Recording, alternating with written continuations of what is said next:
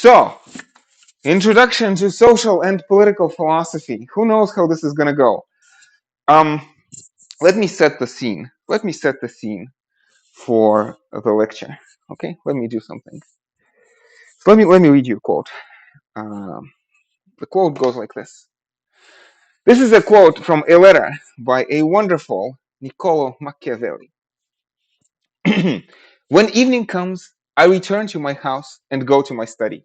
At the door, I take off my clothes of the day, covered with muck and dirt, and I put on my regal and courtly garments. And decently reclothed, I enter the ancient courts of ancient men. And colleagues, we are entering the ancient courts of ancient men. Where received by them lovingly, I feed on the food that alone is mine and that I was born for. There, I am not ashamed to speak with them and to ask them the reasons for their actions, and they, in their humanity, reply to me. And for the space of 4 hours every night, I feel no boredom. I forget every pain. I do not fear poverty, and death does not frighten me. I deliver myself entirely unto them. So let us, colleagues, deliver ourselves entirely unto the ancient men, and let us enter the ancient courts. Let us decently reclothe ourselves mentally and prepare for this journey. Okay, so this is the quote to sort of start us off. After this, here be dragons. Okay, so full disclosure, I hate this format. I hate this online format. So I have no idea how this is going to go. I'm not used to this at all. So if everything goes south, like if the stream goes to hell, there are two things that you can always fall back on. One is I have a bunch of videos recorded on YouTube, and I have posted the playlist to the Teams folder. Hopefully you can take a look at that. Yeah, and yeah. So my YouTube channel is the first thing that we can fall back on if this lecture goes to hell. Second thing that we can fall back on is Klosko. So in Klosko, you're going to have the home assignment, right? And the home assignment is, I wonder if this is working. I hope this is still working. Huh. This is interesting. OBS is not picking up my full screen.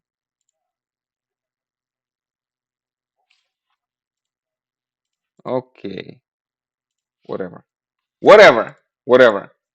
So I'm just gonna switch like this. So this was the quote from Machiavelli.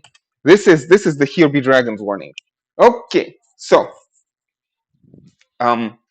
basically, let me start somewhere. Let me start at the beginning. What is the beginning, right? If you think back, there is a beginning. There actually is a beginning. We were born someday, right? Or if you don't believe that, some philosophers have a way of contesting that proposition. One way or another, we always already find ourselves in this world emerging. We always find ourselves thrown into this world, find ourselves in this world without a manual. And you could say, if we think back, we always already find ourselves emerging from the unconsciousness of early morning, right, from deep slumber. Who knows what happens to us after we, sort of during sleep. Some people are saying, sleep is just death being shy, the famous phrase, right? Or again, more dramatically, in our childhood, right, in our historical past, biographical past, we always already find ourselves emerging from the unconsciousness of early babyhood, again, to find ourselves thrown into this world without a manual. And people, of course, will claim that they have a manual, that this or that person has it all figured out, or this or that book has it all figured out. But the trouble is that these kinds of manuals, so to speak, come without a factory stamp, without a factory warranty. How do we know? And can we really trust these manuals? Can we rely on their trustworthiness, right? And again, these phrases, always already thrown into this world, loosely quoting a great German philosopher, one of the most important philosophers from my own personal development, Martin Heidegger. And Heidegger talks about how our existence, in a deep and fundamental sense, our existence necessarily is a problem for us. You see, try it. I mean, try it. Can you choose to not care about your life? I'm not saying it's impossible. You can get brain damage, or you can, shoot yourself up with certain drugs and stop caring. But it seems that part of the definition of the human condition, of the human condition in general, is that we care. We deeply care about our existence. Our existence is always necessarily is a problem or an issue for us, which brings us to the necessity of political philosophy. Whether we will philosophize or won't philosophize, we must philosophize. See, again, when you wake up in the morning, you cannot just let yourself go and see what your body does. You have to get out of bed, and that's a choice. Again, most of the time, we're not thinking consciously about these choices. And in fact, let me tell you something. When people ask me what do I do for a living, I'm telling them I'm a professional philosopher.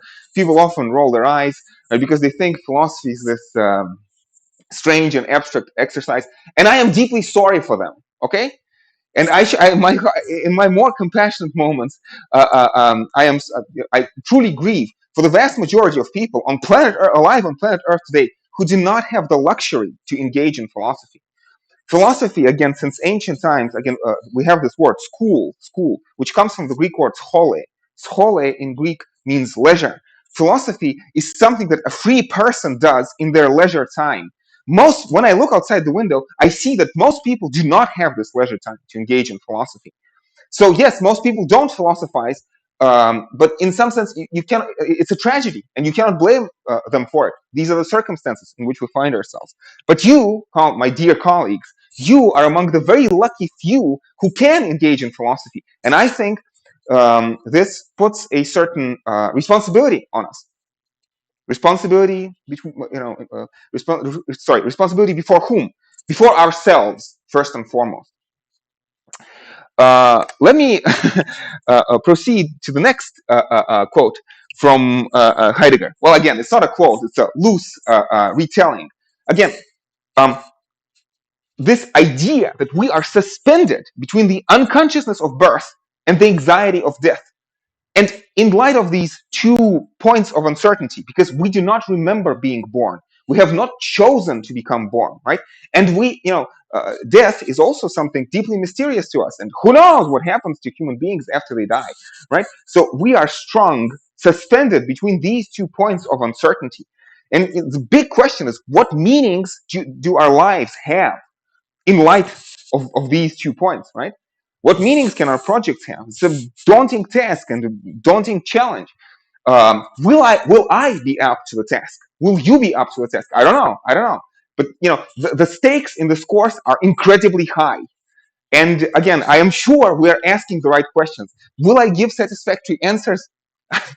That I am not sure, but I'll try my best, and you should try your best as well. Lastly, let's look at this quote. So this is a very famous quote from Plato's Apology of Socrates, and the quote goes like this: "The unexamined life is not worth living." This is a very offensive quote. So basically, it says that unless you think about your life and unless you make decisions for yourself, you might as well be dead. You might as well not be living your own life, right? And it is an offensive quote because the vast majority of people do not and cannot give account of their lives. If you stop them in the street and ask them what the hell they're doing and why, most people will not really know the answer to this question. And actually, again, if we believe Freud and Heidegger, if we are really honest with ourselves, if I am honest with you right now, if I pause and I try to ask myself, why the hell am I giving this lecture right now? I do not know the answer to this question. I find myself thrown into this situation, find myself as a professional philosopher, and I'm compelled by social forces and the force of habit to give this kind of lecture, to a large extent repeating many lectures I've delivered before in similar form, and the students from previous years will attest.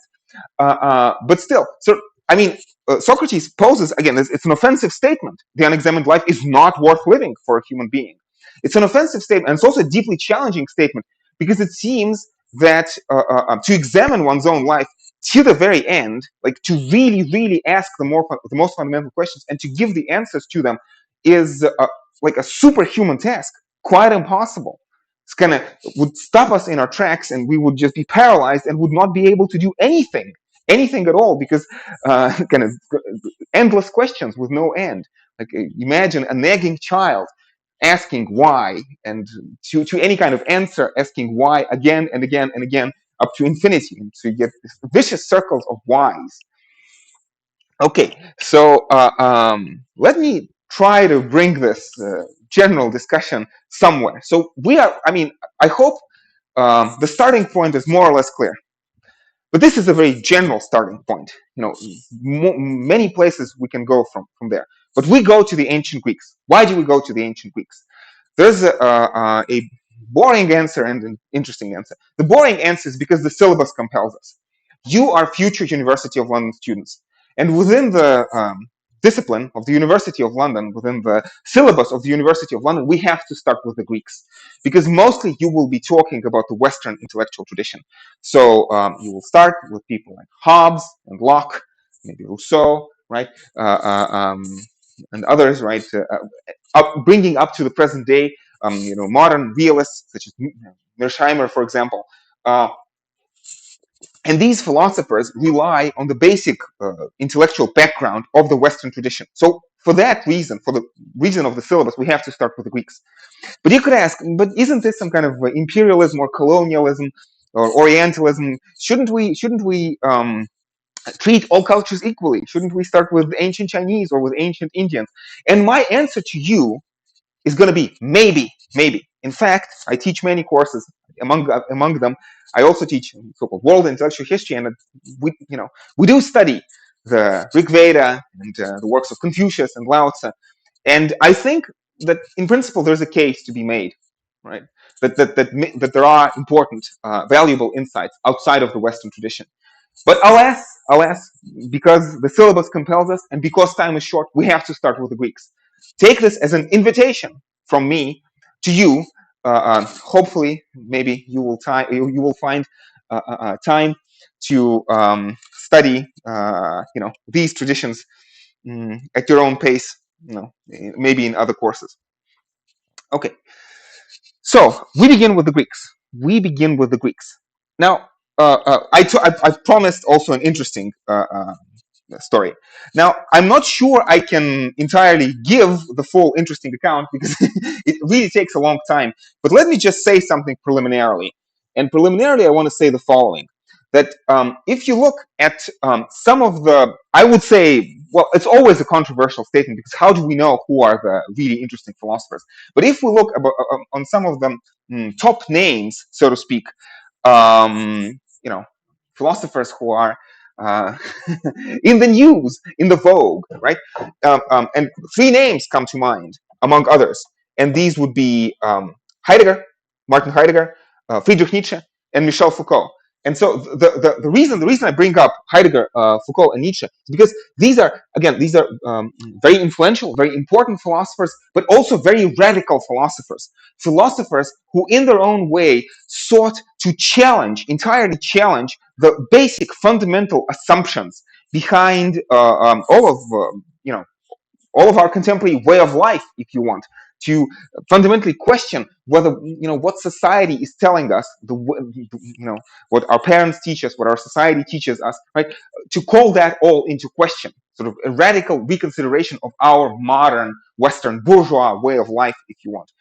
And these three philosophers, Friedrich Nietzsche, Martin Heidegger, and Michel Foucault, all of them found important and inspirational insights precisely in the ancient Greeks. They have found it worthwhile to go back to the ancient Greeks and to see what the ancient Greeks have to offer to us. And this is the more interesting reason. I'm not giving you, the reason in its entirety. It's more of an invitation, or maybe a promissory note, an IOU, because we will talk at least about Nietzsche, and maybe I'll say a couple words about Heidegger and Foucault as well. Anyway, so we start with the Greeks. Let's talk about the next question. So, why did the Greeks begin to philosophize? So among all the various nations, why is it that philosophy is born in ancient Greece? Again, in our postmodern age, people are tempted to challenge that assertion and would say, no, actually, philosophical traditions existed elsewhere. But at least in the Mediterranean world, it seems that the Greeks were quite unique.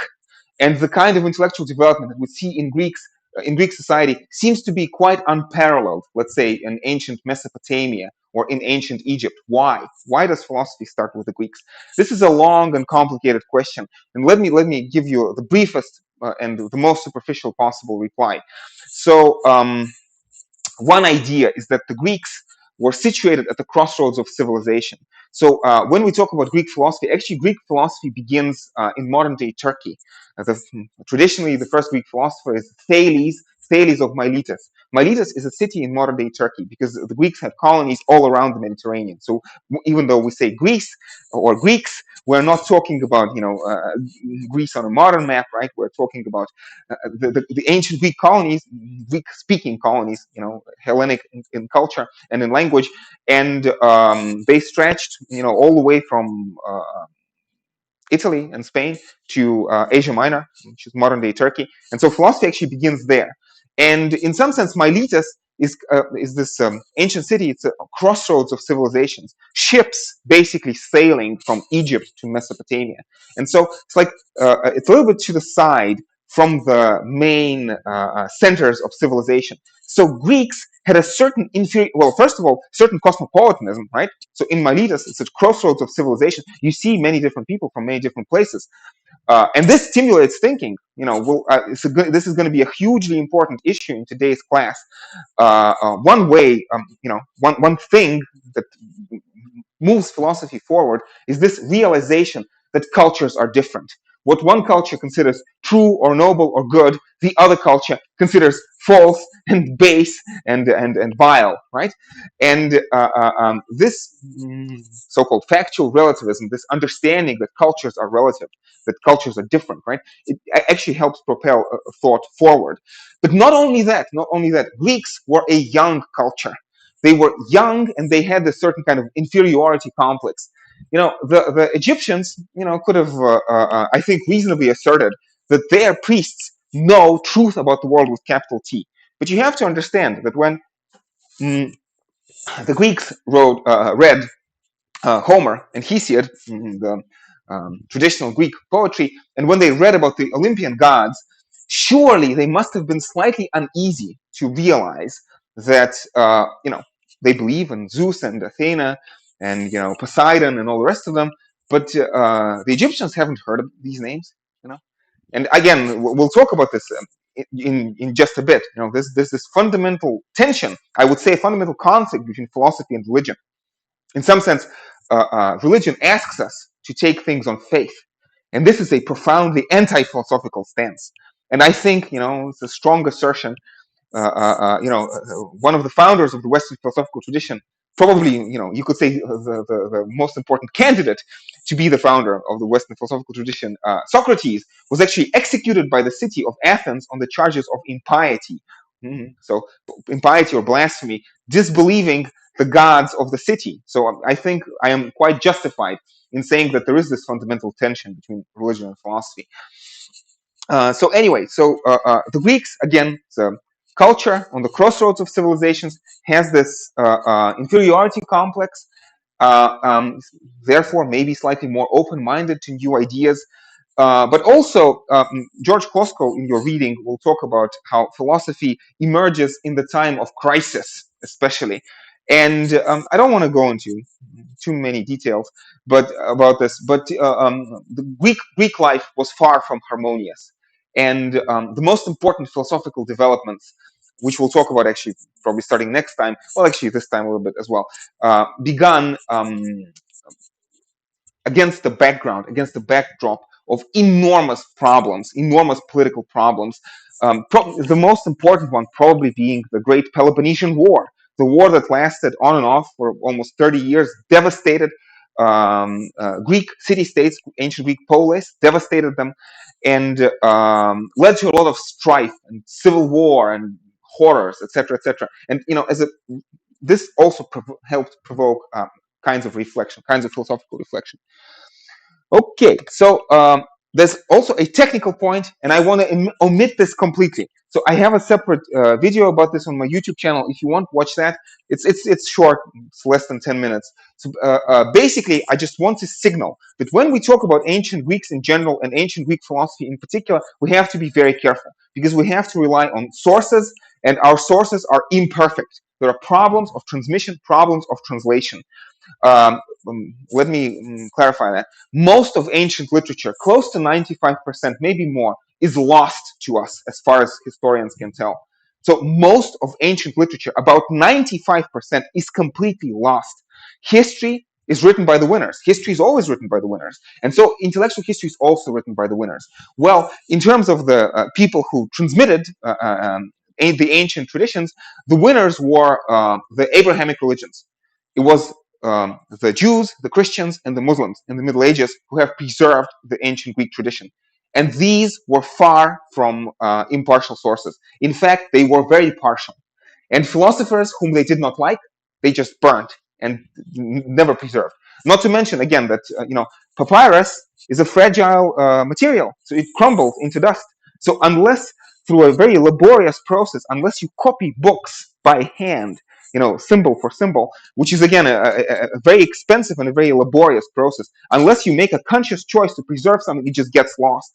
So there's this problem. We'll talk about Plato on Saturday, and I will keep saying how we should be careful to read Plato through a Neoplatonic lens. Again, there's this popular, I think, misconception that Plato is a kind of sort of philosophical Christian in disguise, or maybe philosophical proto-Christian. I think nothing can be further from the truth. The only reason we believe this about Plato is because it was the Christians who have transcribed and transmitted and translated and interpreted Plato throughout the ages. In fact, I think if we read Plato very carefully, we will see certain very important anti-Christian elements in Plato. But that's, we'll talk about this on Saturday. So actually, while I'm talking about religion, let me talk about this briefly. So our course is Introduction to Social and Political Philosophy. It will be very nice to talk about all sorts of things and talk about ancient metaphysics, etc., etc. And again, on my YouTube channel, I have a couple of videos related specifically to that. So if you want to brush up on the pre-Socratic philosophy and pre-Socratic metaphysics, the arche and the logos, feel free to look at that. Here, I'm just going to give the briefest gist, the briefest discussion. But since ancient times, again, as far as we can tell, there was a perceived conflict between the logos and the mythos. The logos being the rational account given by philosophy, and the mythos being stories which are revealed to human beings by gods. So on the logos side, we have philosophy, and traditionally the first Greek philosopher is supposed to be Thales of Miletus. Again, this idea of reason. And on the mythos side, on the mythological side, we have the idea of poetry and poets like Homer or Hesiod, and the idea of divine revelation. And this is a very important contrast, because for somebody like Thales to engage in the kind of philosophical enterprise that he engages in, again, he has to have certain conviction that human reason is actually capable of achieving something, right? The mythological tradition, the mythopoetic tradition, begins by acknowledging the impotence of human mind. If you look at Homer's Iliad, Iliada Gamera, if you look at Homer's Iliad, the first line is sing goddess the wrath of Achilles. What Homer does is he is invoking the muse. Homer does not speak in his own name. He is a mere mortal. He knows nothing. He is just a prophet, somebody who speaks for, this is what the word prophet means. He speaks for the gods. So in some sense, he's just a vehicle. He's just a mouthpiece. He's not speaking in his own name. It is the gods who speak through him, right? And the mythological tradition or mythopoetic tradition or religious tradition is deeply distrustful of human reason. It asks us to take things on faith without justification. Well, we'll talk about this later on. And this view would be interesting. This view would be plausible. And this view definitely was plausible in ancient times. And this view is still plausible to a lot of people. I think for entirely wrong reasons. But you my dear colleagues, you are students of international relations. You know better.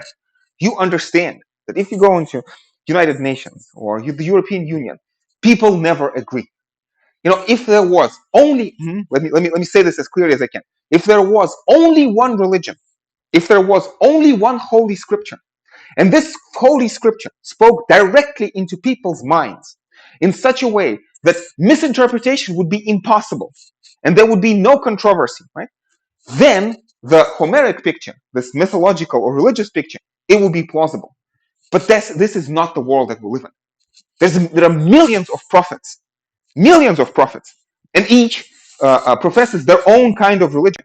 There's this certain naive misconception that somehow Jesus and Buddha and Mohammed and Confucius all agree. Nonsense. This is not true. These religions are by and large mutually exclusive. If one is right, the other one is wrong, is incorrect.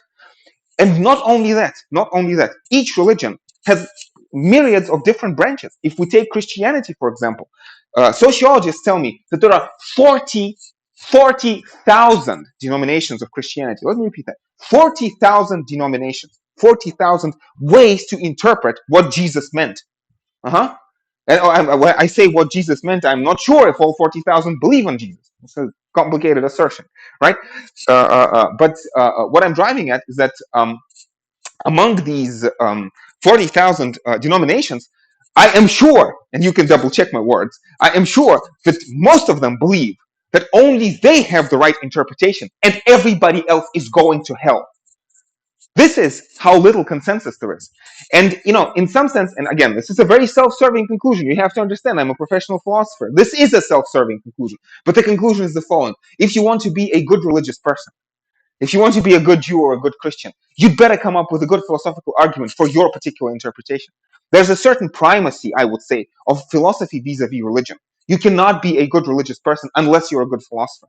And indeed, many theologians throughout the ages, let me just quote one person, Moses Maimonides, who's probably the most important Jewish theologian, this was exactly his position. His position and the position of many other theologians. Like if you end up decide at the end of the day to be religious, you have to provide a rational justification for your belief. So it's like, again, some people have this gross misconception. They think that religion is certain and philosophy is uncertain. Nothing can be further from the truth. Religion is completely uncertain unless it is somehow secured by rational or philosophical arguments. Okay, so and when I talk about this philosophical tradition, starting with Thales, we are talking about a certain process which is public, which is to say intersubjective. So this is people in dialogue, public or dialogical, and hopefully, or maybe this process is cumulative or progressive. So it's like people can stand on each other's shoulders and build. It's like, you see, revelation is not supposed to work this way, right? Because the gods presumably understand the truth and just give it to the humans, but the rational enterprise is cumulative, progressive. And again, so this philosophy relies on rational or some kind of verifiable procedure. And very importantly, and we see this important strand already among the ancient Greeks, fallibilism. So fallibilism is different ways to interpret this word. So my definition, one definition is the following. Fallibilism is belief about your beliefs that they may be wrong. So this is an important acknowledgement of the open-ended nature of the intellectual enterprise, and an important acknowledgement of the necessity of open-mindedness in our intellectual pursuits. And this actually relates to this idea. Again, we have this ancient Greek word. Wonderful, thank you, Microsoft PowerPoint. Skeptikos. So skepticism. There's an important, essentially skeptical element within the ancient philosophical tradition. So skeptikos in Greek means an inquirer, somebody who asks questions. So skepticism, in this sense, is supposed to be opposed to dogmatism. The dogmatists just, take something on faith and refuse to question it, refuse to examine evidence, refuse to provide rational proofs or arguments. But skeptics are not like that. Skeptics ask questions, and there's this deep acknowledgement which probably goes back before Socrates, but we will see again on Saturday. Socrates has this very famous assertion: "I know that I know nothing." This idea that at the end of the day, maybe gods, if they exist, who knows? Do gods exist or not? But if gods exist, maybe they know the truth with a capital T. Maybe the gods have access to the world as it really is. But human mind is not like that. Human mind is radically limited. Human reason is radically fallible. Fallible, again, this word fallibilism in Latin means ability to make mistakes. Humans are prone to making mistakes. We fall into error. And indeed, if you examine the history of the world, you will find that throughout the ages, the degree of psychological conviction is a horrible indicator of the truth of one's views. So, what I'm saying is that it is possible to be completely sure but be wrong at the same time. This is the feature of the human mind.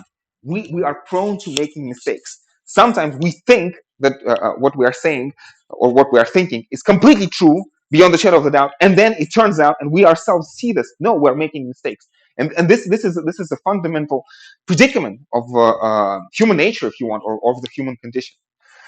Which is why, again, philosophy teaches us to be, again, open-minded. And again, the University of London, so we have more than 2,000 years of intellectual history, but there's a direct line from Plato's Academy to the University of London. The ethics of the intellectual pursuit are the same, in the sense that the answers don't matter. Answers are never final. What is important are the arguments. And again, this wonderful phrase that the only force that a free citizen recognizes is the peculiarly unforced force of the better argument. And this is what we are for. And again, our arguments are never knockdown arguments. They are always tentative arguments, hypothetical arguments, open to revision, open to discussion. And again, this is, I would say, this is an essential feature of ancient Greek philosophy, and this is also an essential ethical precept of the University of London.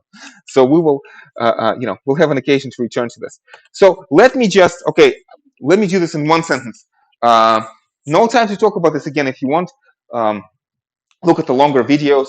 So when we talk about the philosophical method, in general, the idea is that there's a certain kind of combination of observation and reason.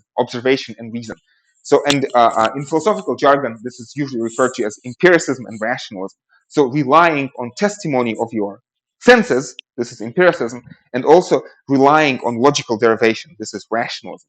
Modern philosophy tends towards empiricism more, I think, but that's a separate story I don't want to go into right now. Okay, so this is all sort of general philosophical stuff. Let's try to bring this home to social and political philosophy. So how can we relate this to issues in social and political philosophy? And again, the earliest the earliest philosophers in ancient Greece, people like Thales, Anaximenes, people like Pythagoras, you might have heard of Pythagoras, or Heraclitus, or Parmenides. It seems, they were interested in the laws of nature. Aristotle calls them the physiologoi, the people who give the logos of the physis, who give the rational explanation of how nature works, right? So they're interested in the laws of nature. And it seems, again, that they assume over and against Homer and Hesiod, that the laws of nature are actually we are not at the mercy of the whims of the arbitrary gods, which is how Homer and Hesiod would explain what happens in nature, right? That natural phenomena ultimately have to bottom out in the arbitrary will of the gods. It's like, for example, why do seasons change? Famous story having to do with Persephone and her mother Demeter, who is the goddess of the earth. And when Persephone goes to Hades, her mother grieves, and that's why we have winter, right? Well, we don't necessarily have to go into the details of the story, but the idea is that the seasons change for somebody like, again, Homer or Hesiod, because gods get upset, right? And maybe they would choose to not be upset, or something changes in their arrangement, and who knows, maybe summer will never come, or winter will never come, right? This is not the picture that the ancient philosophers had. their idea is that laws of nature are discoverable by human reason, and there are fixed, unchanging laws. Again, this is an ancient paradigm to which we still adhere in the 21st century. This is something that we still believe, right? And with all of our um, astronomical observatories and the Large Hadron Collider at CERN, etc., etc., it seems to be working fairly well, I would say. Anyway, so the earliest Greek philosophers were interested in the laws of nature. But again, we are in the business of social and political philosophy. So we are interested in the laws of societies. And one of the fundamental questions was, is there some relation between the laws of nature and the laws of societies? Or in other words, could you derive the law of society from the law of nature? Let me rephrase that. Is there some objective procedure by which you can prove mathematically or logically or scientifically what is the right way to live, what is good, what is true, right? This is what we are interested in. And let me maybe immediately mention this, right? So to the ancient Greeks, this was a very important question right from the start. It seems that the ancient Greek ethos of ancient Greek philosophy is that philosophy should be to the soul what medicine is to the body. And in this sense, philosophy was a supremely practical enterprise, So again, so to go back to this question, can you derive the law by which a human being should live from the law of nature? This was a fundamental question. And or in other words, how do you define what is good? Again, let me disabuse you of the naive belief that somehow we know what is good. It's not true. It's a deep philosophical puzzle. It's a deep philosophical problem. How do we know? How can we argue for what is good, what is just, what is the right way to live? There is nothing obvious about that. You could say, well, human beings live by certain standards. Yes, but these standards derive from what parents tell us, from what our society tells us, and also from what our desires tell us. But let's ask ourselves: could it be that our parents make mistakes? Could it be that our parents lie to us? Could it be that our society tries to exploit us and take advantage of us? Could it be that something that you desire, something that your body is attuned to, could it be that your desire does not make you happy? A heroin addict desires a dose of heroin. Does heroin make him happy? Him or her, right? It's a good question. And the answer, if you open psychological literature, the answer is probably no. No, right? Again, think of Freud, this tripartite structure of the soul, the id, the ego, and the superego, right? The desires of the flesh, do they really make us happy? Would we become happy if we satisfied each and every one of our desires? Freud says no, we would become an emotional wreck or something like that, like a runaway, raving lunatic, crazed, megalomaniacal, but certainly not happy. Again, think of a heroin addict. This is an important metaphor that we will keep returning to. And so I would imagine that sort of from the very beginning, well, I don't know. Let me start from this quote. From the very beginning, we have this question: is society? And this is a question that I asked you in our surveys, which I have conducted in all of the first seminars. Is society essentially harmonious? Does society have our best interests at heart? Or is society actually a seat of conflict? Is society trying to exploit us and take advantage of us? This is a deep question. And let me sketch some of the views that we see from the very beginning, right? So some philosophers would say that there's an absolute harmonious standard of morality. That maybe there's somebody like Zeus, right? And his will is that people behave according to certain standards, and if people obey the will of Zeus, then societies are prosperous and everything is wonderful, everything is harmonious. So, but within nature, there is this absolute harmonious standard of morality.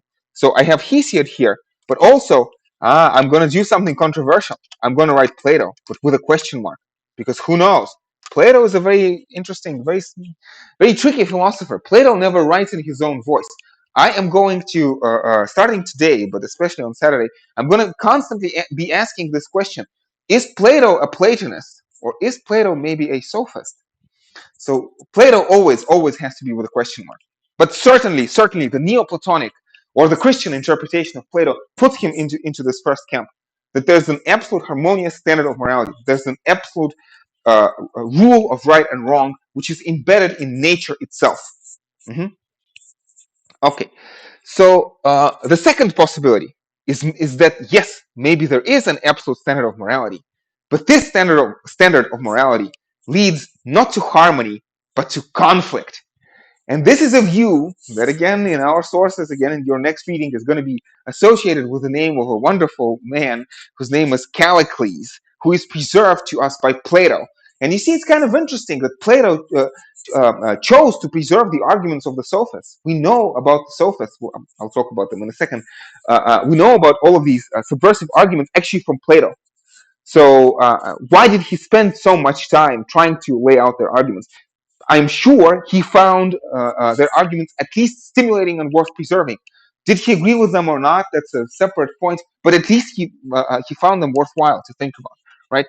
And so, if I were to try to explain the ideas of Callicles, is this notion of pleonexia. Pleonexia is a Greek word which means something like the desire to have more than others, to have more than your fair share. And on this view, the idea would be that life is a zero-sum game, so that if for some people to win, other people necessarily have to lose. Life is a zero-sum game. Again, this idea of pleonexia. And Callicles, when he, in one of Plato's dialogues, when he talks to Socrates, Socrates says, "What is your view of human life, Callicles?" And Callicles says, I want to have as many desires as possible. And I want my desires to be as extravagant as possible and to try to satisfy them as much as possible. And Socrates is kind of incredulous and he says, but Callicles, don't you realize it's like trying to carry water in a sieve? It's like trying to fill a leaky jar. And Callicles says, yes, exactly. I want my jar to be as leaky as possible, to have the largest hole, imaginable. And I'm going to try to pour as much through it as I can.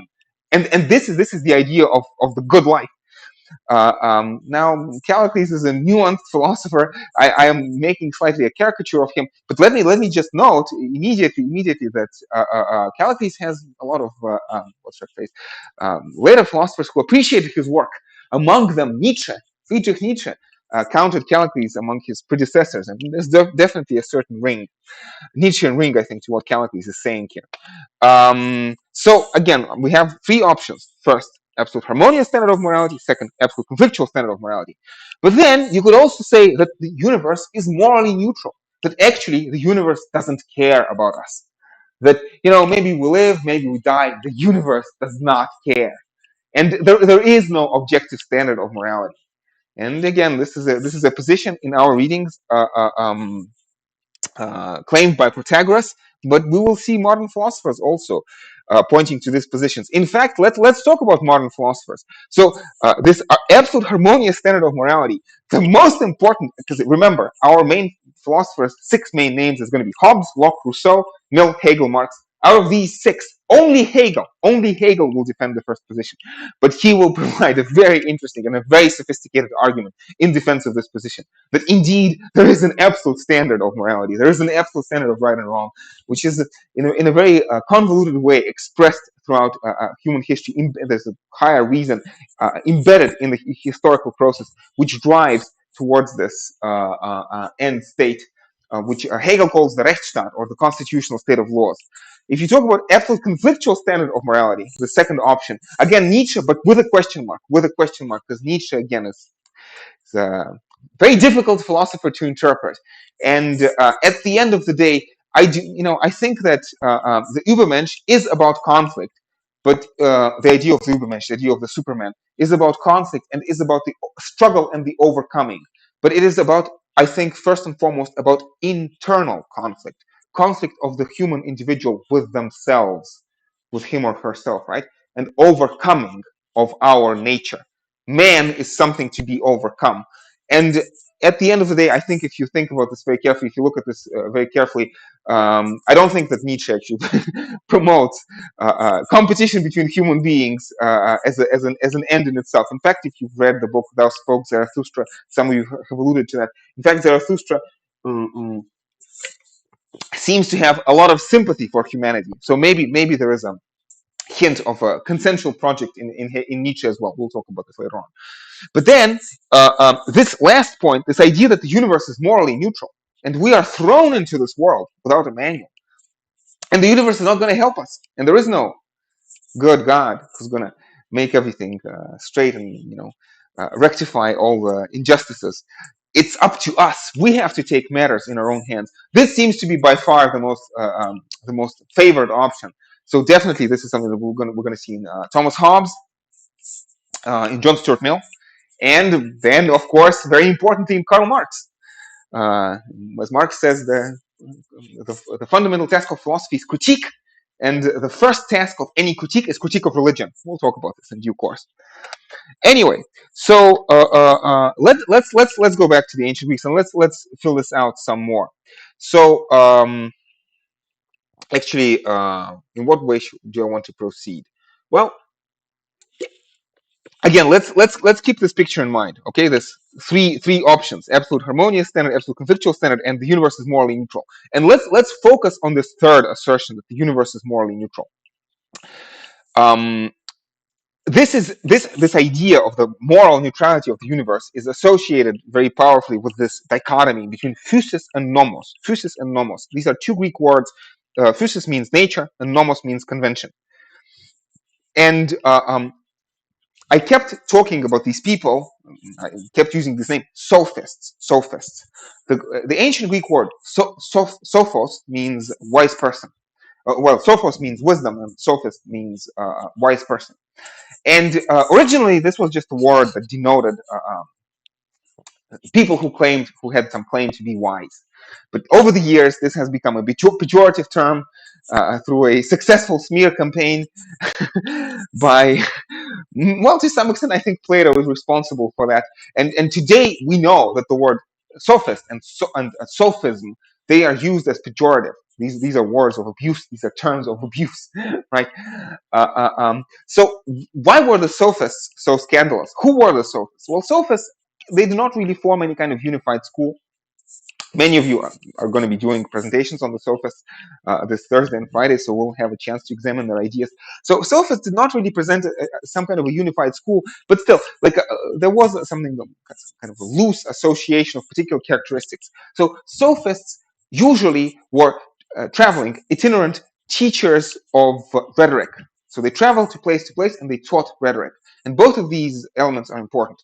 They traveled from place to place and they saw that conventions are different. And because conventions are different, this naturally leads you to conclude that maybe there is no fundamental connection between nature and convention. Because if there was one nature, sort of that somehow produces or convention is derived from this nature in a single unproblematic way, then convention would be the same everywhere. Then laws of every society would be the same. Customs of every society would be the same. But when you see that customs are different, this leads you to ask the question, is there really such a thing as the right way to live? Or could it be that it is all relative? And I have a slide here somewhere about factual and moral relativism. Yeah. So let me put this here. So factual and moral relativism. So factual relativism is simply the assertion that customs differ, that different societies have different laws, and we know this is true. Again, the ancient Greeks thought, by and large, that slavery was good and natural. Aristotle, for example, would provide philosophical defense of slavery in his Politics, right? But today we don't, most countries today don't consider that to be politically correct. Let's put it that way, right? So this is a definition of factual relativism. We see as a matter of fact that cultures do differ, and they differ in terms of fundamental values of the definitions of what is good and proper and right and just. Different societies have different definitions of that. And in fact, there's a very famous story from Herodotus about the Persian king who asks, this is more or less a quote from Herodotus, who asks the Greeks what would it take. Well, okay, I'm sorry. I think I botched the quote a little bit, but the idea is that the Persian king asks the Greeks, let's imagine I would propose to you to eat the bodies of your dead parents. Let's imagine your father or your mother died, and I asked you, would you eat them? through maybe some kind of money or political positions, would you? Can I bribe you some way into that? And the Greeks utter a shriek of horror, right? They're horrified. They would not do it for any money in the world. But later, in the presence of the Greeks, and through an interpreter, through a translator, so that the Greeks can understand, he asks a particular tribe of the Indians, Kalashi, the name is not important, who do in fact eat the bodies of the dead parents. What would it take for them to burn the bodies of the dead parents, as the Greeks do? And now the Indians are horrified. The Indians utter a cry of horror and forbade mention of such a dreadful thing. And Herodotus concludes that nomos, custom, is the king of all. Nomos is the king of all. That in some sense, human beings, by and large, are slaves to tradition. Yeah, you remember I started with this very abusive quote from Socrates: the unexamined life is not worth living. But look at these quotes. Look at these quotes. Most people live deeply unexamined lives. We simply do what our societies tell us. And at the end of the day, we think that there must be some kind of rational justification for the kinds of customs that we have, but actually, no, there are no rational justifications. And again, like, if parents die, should you burn them or should you eat them? Again, the alternative options horrifies us, but depending on our culture, again, this is what we do. And I think Herodotus also mentions that in our narrow-mindedness and in our locality, most people would say that sort of if they look at the customs of the different societies, they would say, oh, everybody else is a horrible barbarian, but the customs of my society are true and right.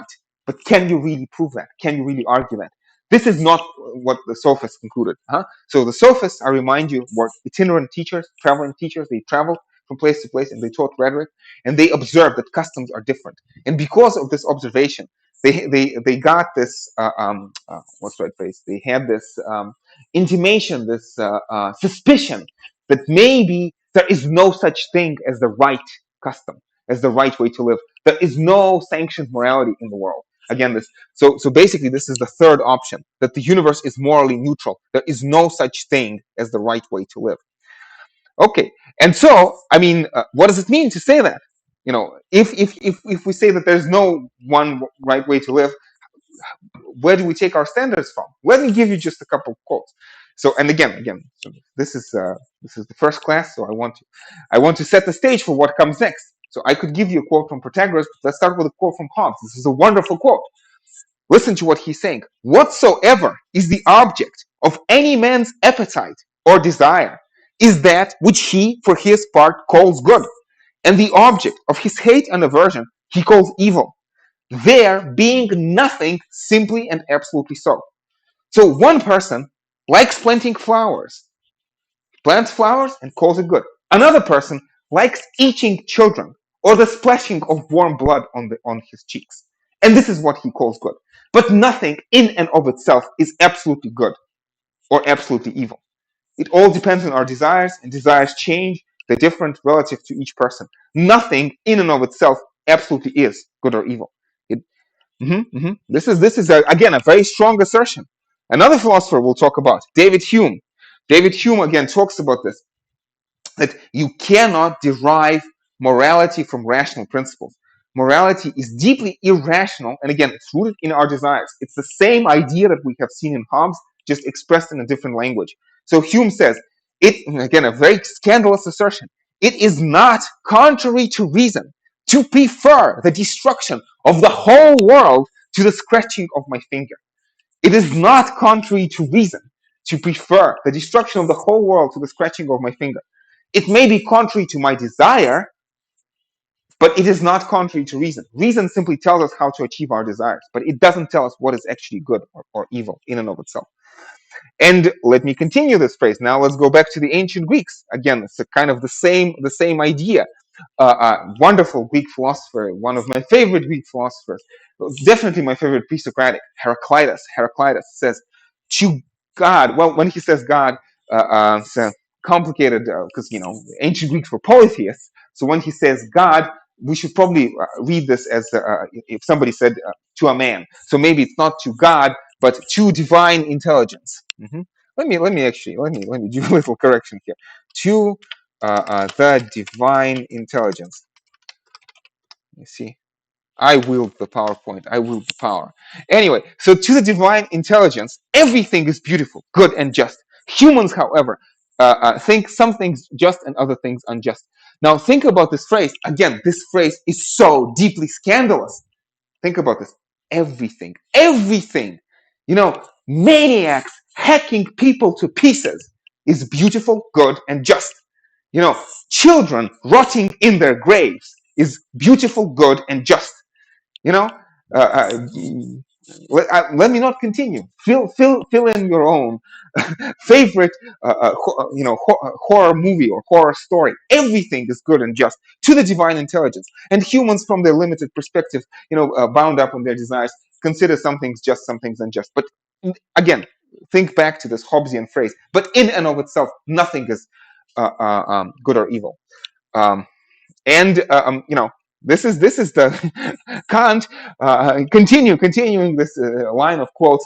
Kant calls this worldview, which is again associated with this mechanistic picture, sometimes associated with this maybe atomistic picture of the universe. Kant is horrified by it. Kant does not believe in this. Yeah? So he doesn't like this view, but he gives it a very nice formulation. He says, this view is the abyss of the purposeless chaos of matter. So in German, der Schlund des zwecklosen Chaos der Materie. The abyss of the purposeless chaos of matter.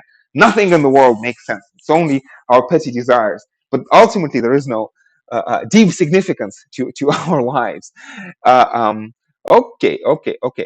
And again, to try to go back to the ancient Greeks again, Protagoras, and we'll talk about Protagoras on Thursday and Friday. Again, an important ancient Greek sophist, probably the most famous of the sophists. Again, has this phrase: "Man is the measure of all things." Man is the measure of all things. And again, in this context, we interpret him in the same vein, in the sense that nothing is good and evil in and of itself. Nothing is just or unjust in and of itself. It is human beings.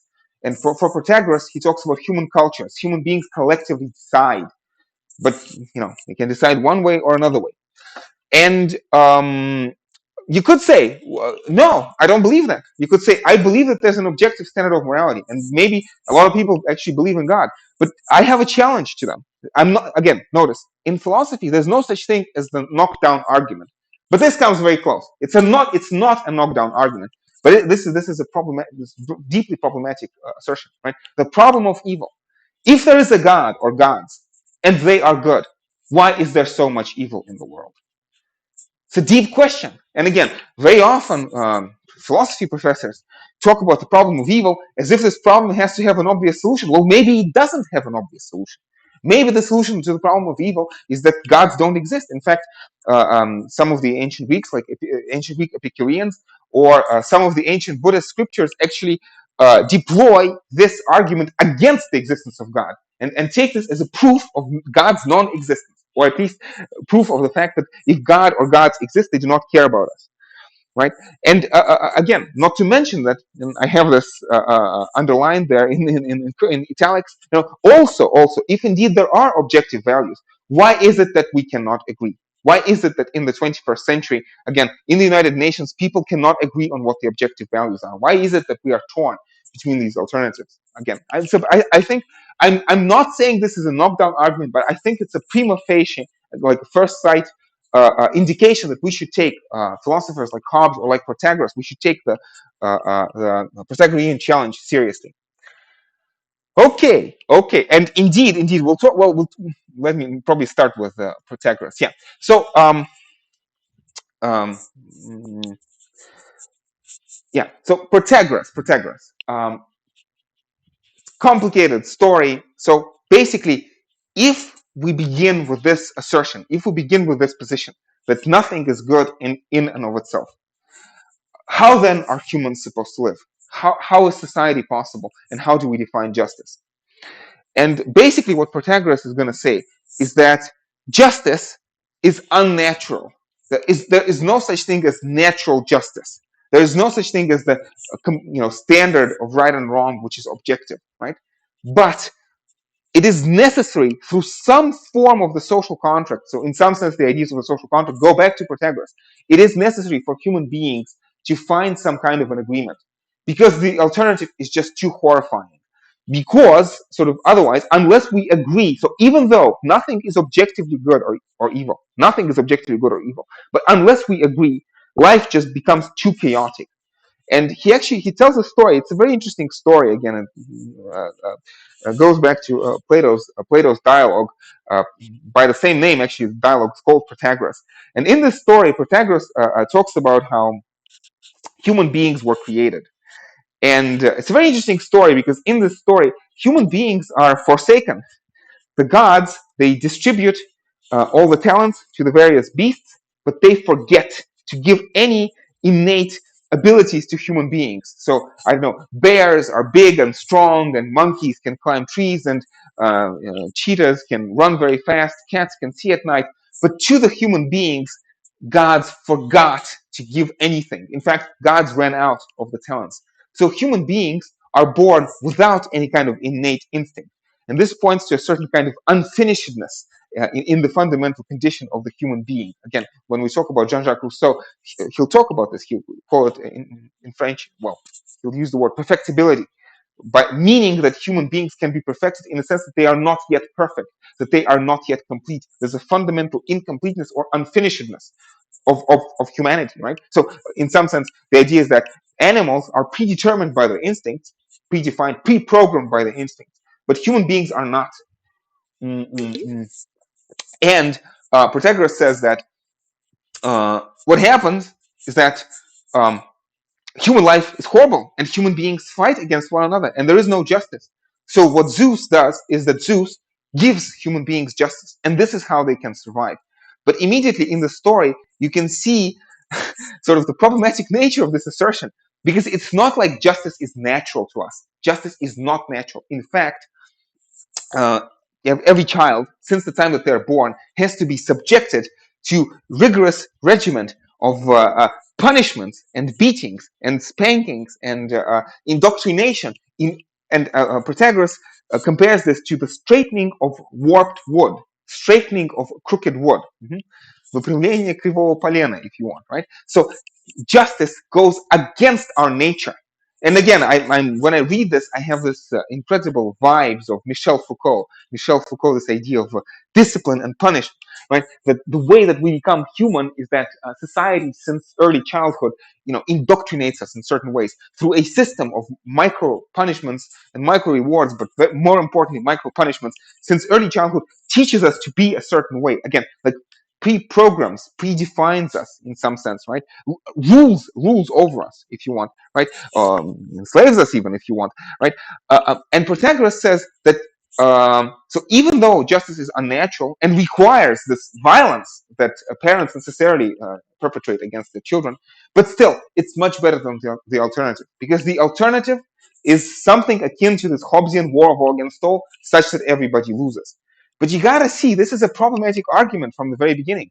Because how do we, again, if we are indoctrinated by society, how can we tell whether the norms and the rules of the society that are given to us, how do we know that it's in our interest? Could it be that if society is trying to overpower us, could it be that it tries to take advantage of us? Could it be that the right way to live is actually to throw, try to overthrow the indoctrination of society, right? Socrates, in Plato's dialogue Alcibiades, says that the first task of education is to help the student unlearn all the unhelpful and the false things that society has, imbued us with. Anyway, and immediately we see this free rider problem, because okay, justice is unnatural and we need justice because war of law against soul is horrible.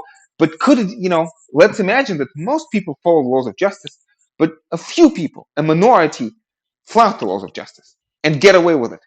Wouldn't this be the best position? Wouldn't this be the best situation? Again, interesting, problematic issues. Okay, so there's also an important discussion about theology and about the gods in Protagoras. I don't want to go into this right now. Again, I actually have a whole separate video on Protagoras. You can watch that. But let me just say, so we have this, well, again, it's hard to be sure, but according to tradition, we have this wonderful Athenian gentleman, an important aristocrat and a politician by the name of Critias, who supposedly was Plato's uncle. And among other things, he supposedly wrote a play called Sisyphus.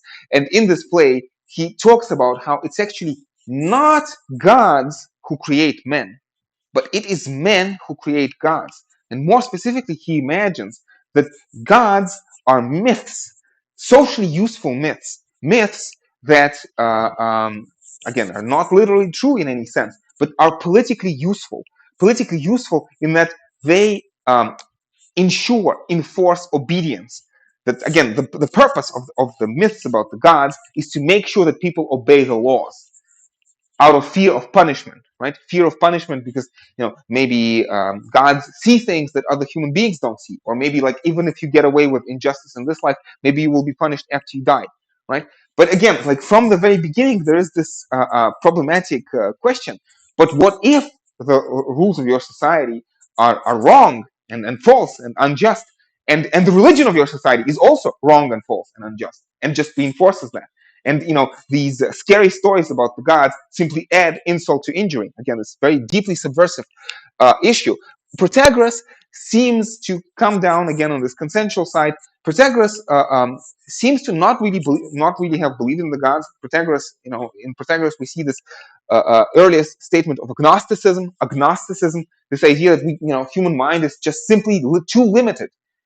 Human mind is too limited to really say anything definitively about the gods, whether gods exist or not. And again, it's the position later shared by the famous Immanuel Kant. Immanuel Kant is going to agree with Protagoras on that. Immanuel Kant is going to say about God or gods, human mind cannot say anything. It's a thing in itself, which, again, human mind is unable to comprehend in a rational fashion.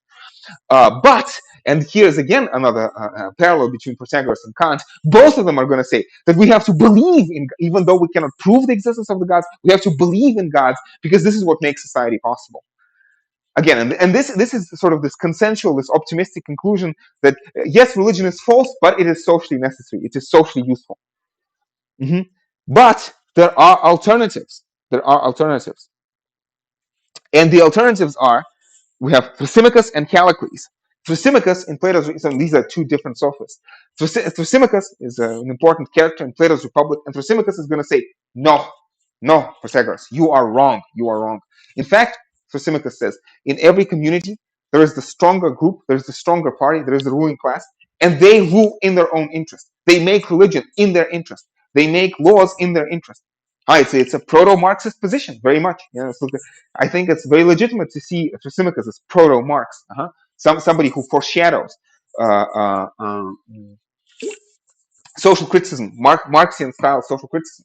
And Thrasymachus is going to say, no, there's you should not take Protagorean reasoning for granted, because Protagoras simply defends the status quo in his conservative fashion, saying that we should continue to worship the gods and continue to obey the laws because the alternative is much worse. This is all ideology. This is ideology that helps the ruling class remain in power, right?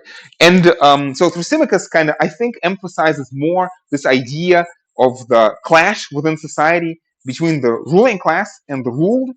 And Callicles has this much more individualistic bent, it seems, right? So Callicles talks about how all of this Protagorean education, like since we're children, our parents, punish us and spank us and sort of, again, indoctrinate, try to mold us into obedient, productive members of society. And Callicles says that justice is a lie that allows the weak multitude to enslave the singular, the very few, the handful great individuals. I very controversially call them Ubermensch, like, well, maybe, why not, right? So Thrasymachus, again, I think emphasizes this class warfare nature of justice, and Callicles emphasizes the Nietzschean element of this disjunction of the interest of society and the interest of the individual. So in some well, actually, before I talk about conflict and consensus, so again, let's go back to Heraclitus. Heraclitus has this wonderful definition. So again, in Thrasymachus and in Callicles, we see this conflictual view of society, that the order that you see in society is the result of force and coercion and violence, if you want. And again, Heraclitus has this wonderful statement again, polemos pater panton, war is the father and the king of all. In fact, the whole universe is at war with itself. And the only way in which you see stability is this, again, Greek phrase, palinthropos harmonia, which means like a stability is a result of a deadlock of opposing tensions, like that of a bow, a drawn bow. So it's like it's stable, but only because there are equal forces on opposite sides. Again, a deadlock. So any kind of stability is simply the result of violence or coercion, if you want. Again, it's deeply conflictual worldview. So we are left with this very interesting picture, right, of conflict versus consensus. Let's try to oversimplify this. On the conflict side, let's talk about Callicles. Again, this idea that society is essentially exploitative. And again, so I'm writing Callicles. Should I write Michel Foucault or Karl Marx? Why not? Well, actually, let's be careful. Let's write them with question marks. Marx with question marks. But then you also have the consensus side, and Protagoras very much seems to be on the consensus side, and so it seems Plato and Aristotle is probably the most important adept among the ancients of this idea that no, society is essentially consensual. Society enables us. Aristotle would say that human beings are by nature political. Zoon politikon. Man by nature is a political animal. And somebody like Aristotle against Callicles would say, Callicles, well, hold your horses. When a human child is born, a human child is completely uh, um, vulnerable, not non-viable. A human child cannot survive on their own. It is only because other members of society enable us, help us. Again, like even today, think of this wonderful lecture that we're having. In order to have this lecture, so many people have to cooperate. Like right now, I am, sheltered from the elements by a house which was built by other people. I am wearing clothing which was sewn by other people. I am using a microphone which was assembled probably somewhere in China by some other people, right? And all of these people had to come together to enable this lecture. So society, yes, Aristotle would say sometimes society does restrict us, but so much more than that, society enables us. And again, think about this, right? I am talking about philosophy because I have had teachers of philosophy who enabled this lecture. I've read books about philosophy who were written by people, again, enabling this. And again, these names on the PowerPoint slide, Callicles, Protagoras, Plato, Aristotle, we are all in this wonderful collaborative philosophical enterprise in this dialogue. I can only give this lecture to you because I am standing on the shoulders of the giants like Callicles, Protagoras, Plato, and Aristotle, right? And so we have these two opposing views. The question mark, is society conflictual or is it consensual, right? And yeah, um, let me suggest that we can view these two again. This is nothing like an answer. Okay, this is going to be my working hypothesis. Okay, the point of this course is not to give you answers. Spoiler alert, I don't have the answers. If I had the answers, I just go home and be happy. But philosophy is this endless task. Human mind is limited. Inquiry never stops. So I do not have the final answer. I have a working hypothesis. I have an argument which is not bulletproof, but sort of working in that direction. And the argument is that maybe we can see conflict and consensus as two complementary models that both are true to some extent. That when you look outside the window, to some extent, society is conflictual and exploitative, but to some extent, it's also enabling. To different societies, maybe to different extents, right? So you can combine both, like different points of view, different sides of the coin. Again, the proper word to use in this context would be two ideal types. Again, this is a word due to Max Weber, great German sociologist. Okay? Ideal type, which he calls, and one-sided accentuation, and einseitige Steigerung. We'll have another day to talk about that, I'm sure. So maybe this is our working hypothesis. Conflict and consensus to some extent. And you could say that actually maybe you can try to combine it, right? So we have this wonderful Marxist philosopher who unfortunately died at a young age from cancer, but he's one of the most brilliant minds, I think, of the 20th century. One of definitely most important interpreters of Marx after Marx. His name is Jerry Cohen, and he actually, when he gave his lectures on the ancient Greek philosophy, he saw in the Sophists, in their challenging of this traditional Greek morality, he saw a kind of democratic progressivism. And he saw in the sophists, again, progressive democrats. And he saw in people like Plato aristocratic conservatism, people who wanted to sort of block this progress and try to go back to this aristocratic model. Well, I mean, is this fair? Complicated question, but certainly particular elements of Plato's Republic do seem to favor a more kind of conservative or reactionary constitution. But again, I think Jerry Cohen, and especially if you don't take things so far as Callicles does, I think that within the Protagorean, and if we just stick with Protagoras and Thrasymachus, there's a certain idea that you can have both conflict and consensus, right? And you can engage in social criticism. You can engage in social criticism, right? So you can affirm the elements of your society which are consensual, and you can criticize the elements of your society which are conflictual through social criticism. And maybe this could lead to progress. And in this sense, again, it's kind of interesting to think of Karl Marx, because Karl Marx will offer a critique of the present capitalist system, but also Karl Marx has a hope for so we have a conflictual capitalist present, but also a hope for a consensual communist future. So it's kind of important. But on the other hand, so this is the optimistic way to spin this. But on the other hand, who knows? Who knows? Because we're asking these questions. How do we know what the answers are? If we follow the argument wherever it leads, maybe we have to conclude with Callicles that no, communism is impossible. It's a dream, and society is essentially conflictual. And this is a danger. This is an inherent danger in doing philosophy. Again, this is a course which potentially has very high stakes. And depending on what kind of conclusions you reach, could it be that philosophy is necessarily blasphemous and impious, sacrilegious, right?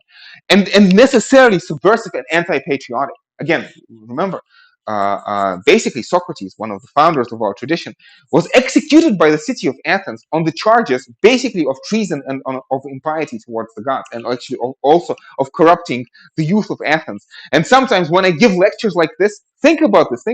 Could I be accused of corrupting the young? You are the young in front of me, and I am telling you all of these subversive ideas about how society is essentially exploitative. Could this challenge be leveled at me? I think to some extent, maybe yes. Maybe yes, right? So trying to wrap this up somehow, right? So maybe a sort of a compromise position is something that we see in Thucydides, right? So what happens if we actually believe that there's no such thing as justice? So Thucydides, the great chronicler of the Peloponnesian War, the war that lasted for almost 30 years between Athens and Sparta, and in this, he has this wonderful so-called Melian dialogue, when the Athenians lay siege to the small town of Melos. So Athens is a great power, and Melos is small and vulnerable. And the Athenians are trying to force Melians to submit, and the Melians are trying to resist. And so the Athenian ambassadors, without any shame or anything like that, say, Melians, you are trying to appeal to the rules of justice. You are saying that it is unjust for the stronger power to compel the weak. Again, this is Thucydides is one of the founders, Thucydides in Russian. He's one of the founders of the tradition of realism in international relations. And this is why, right? And the Melians are trying to appeal to universal justice. They say it is unjust for the strong to simply try to overpower the weak. This might makes right doctrine is morally wrong. It's morally bankrupt. And the Athenians reply to the Melians. They say, you talk of justice? Justice only applies between equals, in dialogues between equals. And in fact, Athenians are very clear. They are not afraid of the gods. They think that the gods are on their side. I'm reminded of a wonderful German phrase, Gott mit uns, right? Athenians are very sure that gods are on their side. And they say justice only holds between the equals. But among the unequals, the strong do what they can and the weak suffer what they must. Again, this is in some sense a deeply conflictual view of society. And, look outside the window, think of what happens in the world today and ask yourself, to what extent is this true or not? And somebody like Protagoras, and actually Thucydides himself, seems to say that Yes, there's this temptation. There's this temptation to say that might makes right, and there's actually no justice. But if we succumb to this temptation, if we give in to this temptation, the result is chaos. And it's a plausible interpretation of why Thucydides writes the history of the Peloponnesian War. Because in this history, he shows how the Athenians and the Spartans, following these doctrines of might makes right, completely destroy all of Greeks. And in fact, in this war of all against all, there are no winners. Everybody loses. And so, even it seems that at the end of the day, Thucydides is willing to agree with Protagoras in this respect that yes, justice is there's no such thing as natural justice, but if we act on this unbridled assertion of egoism, sort of this complete all-out uh, um, might makes right de facto authority, the world plunges into horrible chaos, and nothing can be bad, nothing can be worse than that. In some sense, you see, it's like uh, your desires are subjective, good is subjective, but death is objective. Death and destruction is objective, right? Man is the measure of all things, but you die, right? And you are not the measure of that, because here's your rotting body, right? And so in some sense, it seems again, and we'll see this idea in Hobbes later on, that maybe we can not necessarily agree on what things are good, but we can certainly agree on what things are evil, namely death. And this could be some kind of a limited defense, maybe at the end of the day, of the consensual view of society. So last thing I want to say, and I'm sure I've run out of time a million years ago, but let me just finish. I have only a couple slides to go. So what is the conclusion? What is the conclusion? Let's make some damage control. Let's have some damage control. Okay, so this is Nietzsche would not like the way this lecture ends. Nietzsche would want to go all out, so no limits, right? But let's in the philosophical academic fashion, let's have some decency. Let's have some decency, right? So what should we say as academic philosophers? Well, we should say, remember Gorgias, another wonderful ancient Greek sophist. And I said that the sophists were travelers. They saw that customs are different, and this led them to become relativists. But they were also teachers of rhetoric. And when they taught rhetoric, they saw the power of rhetoric, the power of persuasion, the power of persuasion. And again, this deep understanding that it is possible to be persuaded by arguments which are false. And so it seems that one of the conclusions that you can derive from that is that maybe it is a good idea to resist the temptation to jump to conclusions. The argument may sound persuasive, but it does not mean that this argument is true, right? It's fallibilism or skepticism. We know that it is possible to be persuaded for the wrong reason. That the degree of conviction is a bad indicator of the truth of the conviction. That the degree of moral zeal is a bad guide to the morality of our actions. And not to mention, I mentioned this already, that the degree of craving is usually a bad guide to what makes us happy, right? And so the conclusion, the careful, maybe the timid, the spineless conclusion is that we should be careful. We should be careful. We should resist the temptation to jump to conclusions. I'm being slightly anticlimactic, but we'll have a chance. We'll have a chance to revisit all of these wonderful ideas in the future. So I ran out of slides. I think I ran out of time 20 minutes ago, but I definitely ran out of slides now. So I should probably finish here. So colleagues, what can I say? I hope that this was stimulating. Again, in this properly academic, careful, cautious way, I encourage you to think about what I said today, but also to resist the temptation to jump to any particular conclusions. This is the first lecture. This is not the last. We'll have an occasion to return back to all these ideas. I hope that I have been able to persuade you that political philosophy is an interesting and worthwhile subject. I think that matters I spoke about today, are undoubtedly questions of, deep practical importance for anybody's conscious life, right? So anyway, I hope that this was fun, stimulating. I am very happy that you have joined me for this wonderful exercise today. If you have any questions, maybe we can have a short question and answer session in Microsoft Teams. Otherwise, thank you so very much for your attention. The stream will be definitely recorded and available later on. And I'll see you. On Thursday and Friday. And most importantly, colleagues, take care. Take care.